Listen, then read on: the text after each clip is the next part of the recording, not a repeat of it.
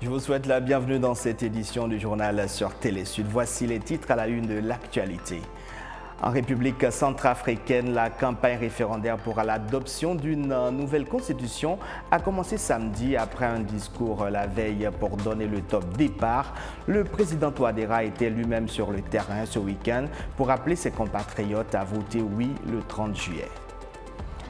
Des gardes frontières libyens ont secouru dimanche des dizaines de migrants subsahariens. Ces derniers auraient été déposés dans une zone désertique sans eau ni nourriture et sans aucun abri par les autorités tunisiennes. Nous en parlons dans ce journal.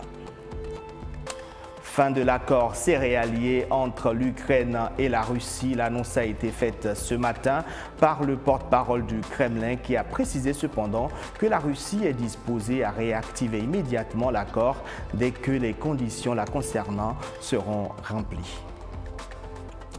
Je vous le disais en titre, les Centrafricains sont attendus aux urnes le 30 juillet pour se prononcer sur la nouvelle constitution du pays. La campagne en prélude à ce scrutin référendaire s'est ouverte le samedi avec un géant meeting qui a connu la participation du chef de l'État Faustin-Archange Touadéra, convaincu de la victoire prochaine du oui. La veille, une partie de l'opposition a manifesté pour marquer sa désapprobation vis-à-vis du nouveau texte fondamental.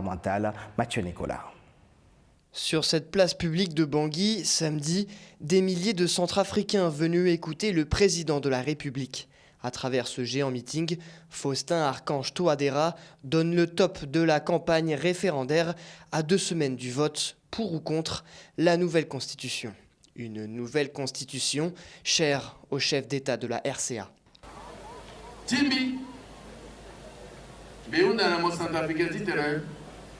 Je veux aujourd'hui interpeller les fils et filles du pays.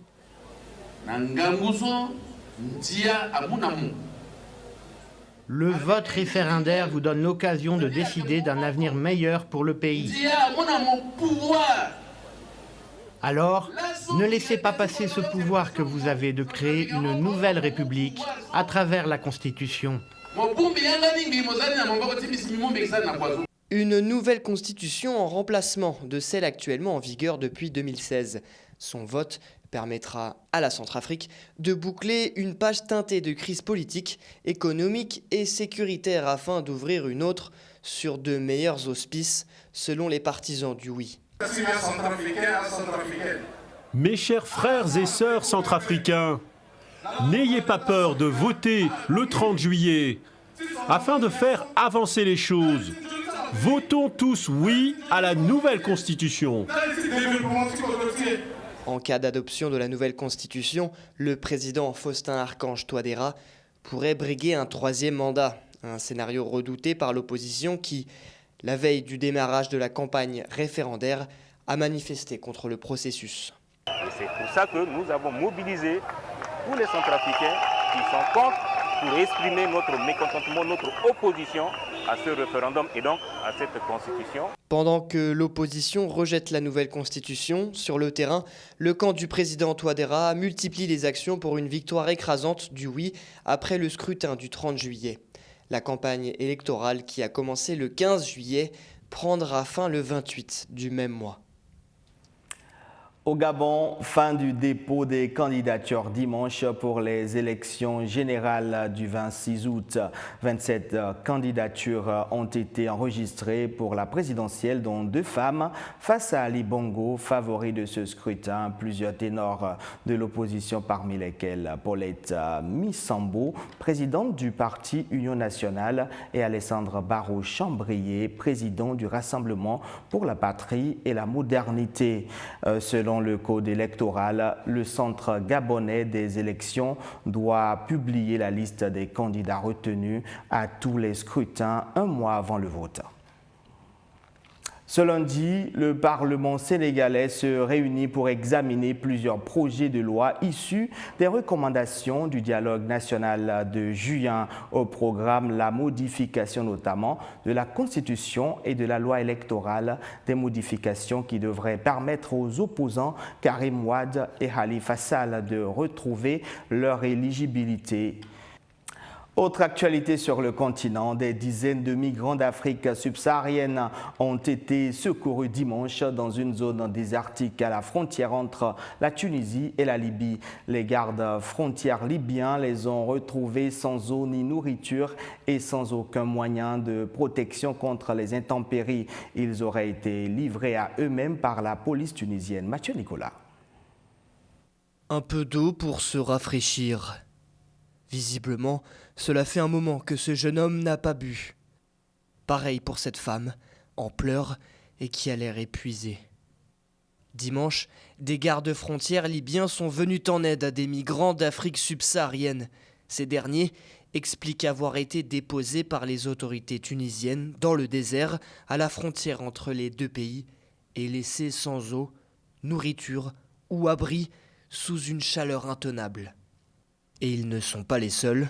Abou a connu le même traitement. La police tunisienne m'a attrapé avec ma femme. Ils ont demandé les papiers. On a montré les papiers.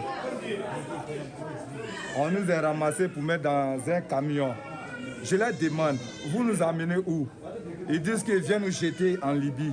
J'ai dit, mais qu'est-ce qu'on a fait pour venir en Libye? Ils disent que non, on n'a pas besoin de vous. Et ici en Tunisie. Depuis le 3 juillet, à la suite d'affrontements ayant coûté la vie à un Tunisien, des centaines de migrants africains ont été chassés de la ville de Sfax, principal point de départ pour l'immigration clandestine vers l'Europe.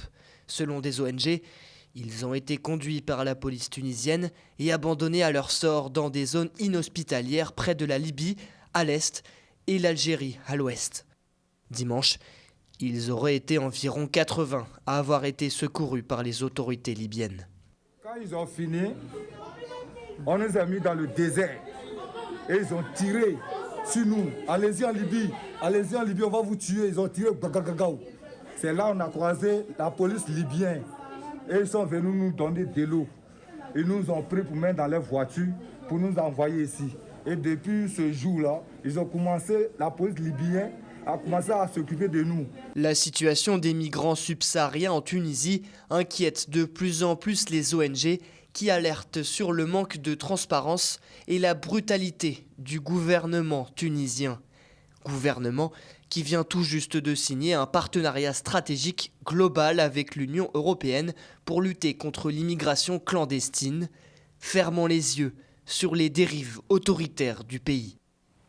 Vous l'avez entendu, alors que la Tunisie peine à gérer sa crise migratoire, l'Union européenne a signé hier avec le pays un protocole d'accord pour un partenariat stratégique complet. Cet accord, centré sur plusieurs domaines clés, notamment la lutte contre l'immigration irrégulière, est crucial pour les deux parties. La Tunisie étant le point de départ pour des milliers de migrants cherchant à traverser la Méditerranée vers l'Europe. Mathieu Nicolas. À la veille de la visite d'une délégation de l'Union européenne, le président tunisien prononçait ces mots. Nous refusons d'être une terre de transit ou une terre d'installation. Le lendemain, Kais Saied signait un protocole d'accord avec l'Union européenne pour un partenariat stratégique complet portant notamment sur la lutte contre l'immigration irrégulière. Un accord en 5 piliers destiné à investir dans une prospérité partagée dans ce pays. L'un des piliers a pour but de renforcer la coopération entre les deux parties. Le 5e pilier est la migration, où nous avons plus que jamais besoin d'une coopération efficace. Le tragique naufrage d'il y a quelques semaines, au cours duquel de nombreuses personnes ont perdu la vie, était un nouvel appel à l'action. Sujet le plus brûlant en Tunisie, l'immigration a son importance au sein de ce partenariat. L'accord prévoit une aide de 105 millions d'euros pour lutter contre l'immigration irrégulière et cela passe notamment par le démantèlement des réseaux criminels de passeurs et de trafiquants, mais aussi l'augmentation des opérations de recherche et de sauvetage. Nous devons sévir contre les réseaux criminels de passeurs et de trafiquants. Ils exploitent le désespoir humain et nous devons briser leur modèle commercial imprudent. Nous travaillerons donc avec la Tunisie sur un partenariat opérationnel de lutte contre la contrebande. Nous augmenterons également notre coordination des opérations de recherche et de sauvetage et nous avons convenu que nous coopérerons sur la gestion des frontières, la lutte contre le retour de la contrebande et la résolution des causes profondes dans le plein respect du droit international. Largement critiqué pour son discours de plus en plus ouvertement xénophobe à l'encontre des migrants subsahariens, Kais Saied a finalement accepté ce pacte avec l'Union européenne. Mais il devra encore attendre pour le voir se réaliser. Cette assistance de l'Union européenne est conditionnée à un accord entre la Tunisie et le Fonds monétaire international pour un nouveau crédit du fonds, un dossier qui est dans l'impasse depuis des mois. Parlons maintenant du Cameroun qui s'est joint à la communauté française pour célébrer la fête nationale du 14 juillet vendredi dernier. Occasion pour les hommes politiques, religieux, membres de la société civile de saluer la solide coopération qui lie les deux pays. Thierry Marchand, ambassadeur de la France à Yaoundé, a adressé l'état des lieux des relations entre les deux pays. Chimène Baleba, Pierre Pafendongo, Sirène Guidjoy.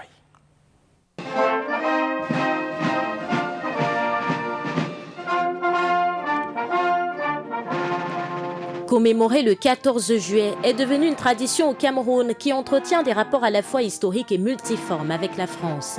L'ambassadeur Thierry Marchand a salué cette coopération qui gagne en intensité chaque jour.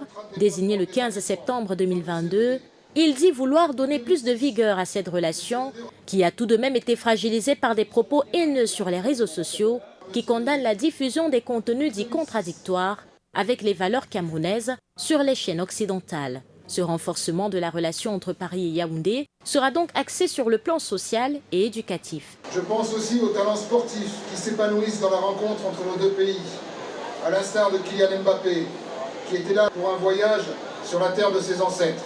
À la date d'aujourd'hui, ce sont 1627 étudiants qui ont déjà obtenu leur visa pour la rentrée universitaire de septembre. Et à la fin de l'été, ils seront plus de 5000 nouveaux inscrits à être assis sur les bancs de nos écoles et de nos universités. Je suis conscient dans ce domaine que la France doit encore faire des efforts pour répondre mieux à la demande continuellement en hausse des visas. Sur le plan économique, la France est le pays d'Europe qui accueille le plus grand nombre de projets d'investissement au Cameroun. Deuxième partenaire économique, les exportations françaises vers le pays se sont redressées, atteignant 519,7 millions d'euros.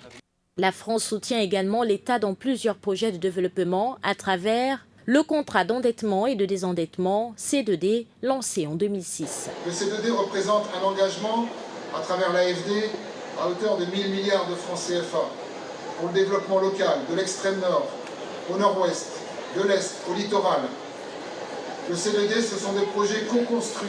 Je crois que le sommet pour le nouveau pacte financier mondial qui s'est tenu à Paris il y a 3 semaines illustre cette nouvelle façon de faire. La participation du président Biya en témoigne. Grâce à l'alliance forte qui unit les deux pays, Yaoundé s'apprête à abriter dans quelques mois la conférence ministérielle de l'OIF. Vers la reprise des pourparlers entre les belligérants soudanais, en croix des sources militaires, les discussions soutenues par les Saoudiens et les États-Unis pourraient reprendre bientôt à Jeddah, en Arabie Saoudite. L'information, pour le moment, n'a pas été confirmée, mais les deux parties en conflit ont toutes fait allusion ce week-end à la nécessité de dialoguer. À présent, le reste de l'actualité, commenté par Noël Dong et monté par Yanis Fotchin. Au moins 10 personnes auraient été tuées par des hommes non identifiés dimanche à Bamenda, la capitale du nord-ouest anglophone du Cameroun. Des hommes armés non identifiés auraient ouvert le feu sur un rassemblement, tuant au moins 10 personnes et blessant plusieurs autres dans le quartier très fréquenté de Nacho Jonction. L'attaque n'a pas encore été revendiquée. La ville de Bamenda est l'une des deux régions anglophones du Cameroun en proie à un violent conflit séparatiste depuis 2016. Bloqués depuis 3 semaines à la frontière entre le Soudan et l'Égypte, 22 ressortissants de RDC ont finalement pu entrer en Égypte. Ils devraient embarquer dans un vol pour Kinshasa dans les prochains jours. Pour la plupart étudiants scolarisés à l'Université internationale d'Afrique de Khartoum, ils étaient bloqués depuis le début de la guerre soudanaise déclenchée le 15 avril 2023. Le gouvernement congolais était finalement parvenu à affréter un bus pour les évacuer de la capitale soudanaise le 21 juin. Après un long périple, ils sont désormais hors de danger. Désigné facilitateur de la communauté économique des États de l'Afrique centrale dans la crise tchadienne, le président de la République démocratique du Congo, Félix Tshisekedi, est arrivé en N'Djamena ce lundi pour une visite de 2 jours. Une première. Le chef de l'État congolais aura mardi un tête-à-tête avec le président de transition, Mahamat Idriss Déby. Puis il aura une séance de travail avec le corps diplomatique et une rencontre avec les leaders des partis politiques et de la société civile. Nommé facilitateur dans la crise tchadienne par ses pairs au lendemain de la répression sanglante des manifestations contre la transition du 20 octobre 2022, le président Félix Tshisekedi avait reporté à plusieurs reprises sa visite au Tchad à cause notamment de la crise qui secoue l'est de son propre pays. Les dirigeants des pays de l'Union européenne se réunissent avec leurs homologues d'Amérique latine et des Caraïbes pendant 2 jours. Cette réunion, la 3e du genre, a commencé ce lundi et prendra fin demain à Bruxelles. Objectif, tenter de renforcer les liens malgré les divergences, notamment sur la guerre en Ukraine. Le dernier sommet communauté d'États latino-américains et des Caraïbes remonte à 2015. Si vous prenez les différents accords commerciaux dont nous discutons avec les pays d'Amérique latine depuis de nombreuses années, le meilleur moyen de s'assurer que les normes environnementales soient respectées en Amérique latine, c'est d'avancer et de signer et de ratifier ces accords. Si nous voulons que l'Amérique latine tourne le dos à l'Europe et se tourne vers d'autres partenaires qui ne partagent pas les mêmes préoccupations environnementales, nous devons les mettre de côté. L'information est tombée dans la matinée de ce lundi. La Russie refuse de prolonger l'accord céréalier en mer Noire, essentiel pour la sécurité alimentaire mondiale. Une annonce faite par le porte-parole du Kremlin aujourd'hui. Cependant, ce n'est pas une décision irrévocable. Moscou est disposé à réactiver immédiatement l'accord dès que les conditions seraient réunies, selon Dmitry Peskov. Laurent Leleu pour les détails. Le Kremlin a déclaré que l'accord d'exportation de céréales ukrainiennes arrivant à expiration ce lundi à minuit est de facto terminé. Cette décision met fin à l'incertitude qui planait depuis plusieurs semaines sur l'avenir de cet accord essentiel pour la sécurité alimentaire mondiale. Malheureusement, la partie concernant la Russie, c'est-à-dire le traité de la mer Noire, n'a pas été respectée jusqu'à présent. C'est pourquoi nous mettons fin à l'accord. Il sera reconduit dès que la partie russe de l'accord sera remplie. Nous travaillerons à la mise en œuvre de cet accord immédiatement. La décision de la Russie semble être une réaction à des entraves supposées à ses propres livraisons de produits agricoles et d'engrais. Une décision qui a provoqué de vives réactions internationales. L'Allemagne a appelé la Russie à permettre la prolongation de l'accord pour ne pas faire supporter les conséquences de ce conflit aux plus démunis. Le Royaume-Uni a exprimé sa déception et la présidente de la Commission européenne, Ursula von der Leyen, a fermement condamné une décision cynique. Je condamne fermement la décision cynique de la Russie de mettre fin à l'initiative céréalière de la mer Noire, malgré les efforts de l'ONU et de la Turquie. L'Union européenne s'emploie à garantir la sécurité alimentaire des personnes vulnérables dans le monde. Les conséquences exactes de la fin de cet accord sont encore incertaines, mais elles pourraient affecter les marchés céréaliers et la sécurité alimentaire à l'échelle mondiale. Signé en juillet 2022 à Istanbul et déjà reconduit à 2 reprises, l'accord permettant à l'Ukraine d'exporter ses céréales par la mer Noire a permis, sur l'année écoulée, de sortir près de 33 millions de tonnes de céréales des ports ukrainiens, destinés principalement au continent africain. Avant de terminer cette édition, je vous propose de faire un tour au Togo. En l'espace de quelques années, le pays a fait un bond spectaculaire dans la production de l'ananas bio. Aujourd'hui, il est le deuxième exportateur africain de ce produit vers l'Union européenne derrière l'Égypte. Classé 31e sur le plan mondial en 2018, le Togo occupe maintenant la 14e place. Les explications de cette expansion dans ce reportage que je vous propose d'écouter, de suivre. Nous sommes ici dans la région maritime de Tsévié, à 35 km au nord de Lomé, la capitale du Togo. Les champs d'ananas s'étendent sur des centaines d'hectares. Madame Awaya Dola applique les bonnes pratiques agricoles acquises dans les formations dispensées par le projet d'appui à l'amélioration de la compétitivité de la filière ananas au Togo, le PROCAT. Elle est très fière de ses ananas bio. Notre ananas est produit sans engrais chimiques. Nous n'utilisons pas de NPK. Nous labourons la terre et c'est avec les herbes mortes et les excréments en guise d'engrais chimiques que nous cultivons l'ananas. Initié par le gouvernement togolais avec l'appui technique et financier de l'Union européenne et de la coopération allemande, le projet est mis en œuvre par la GIZ et vise à renforcer toute la filière ananas. De la production à l'exportation, en passant par la transformation pour la période 2018-2022. Budget 4 milliards de francs CFA, soit 6 millions d'euros, avec des objectifs assignés au projet. La production de 3 900 tonnes de jus d'ananas bio, 260 tonnes d'ananas séchés, l'exportation de 2 800 tonnes d'ananas frais ou encore la création de plus de 4 700 emplois. Tout a commencé par la mise en place d'un vaste programme de formation complémentaire, comme ici, dans le champ école de Dainil, à l'ouest du pays. Et pour les producteurs, les effets sont déjà là. C'est à travers le projet que tout a changé. Et maintenant, avec les formations que la GIZ nous a octroyées, les formations FPS, les formations de gestion de comptabilité, les formations en termes de bonnes pratiques agricoles. Donc nous sommes maintenant outillés pour pouvoir maintenant être des producteurs modernes et par rapport à la production archaïque, par rapport à la production traditionnelle que nous faisions par le passé.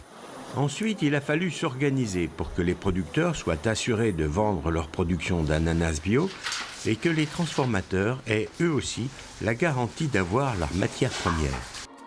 C'est à ce prix seulement que le Togo gagnera son pari de se faire une place sur le marché de l'ananas bio en pleine croissance, avec, à la clé, des retombées financières pour le budget de l'État, la création de nouvelles entreprises et des milliers d'emplois pour les jeunes et les femmes du pays.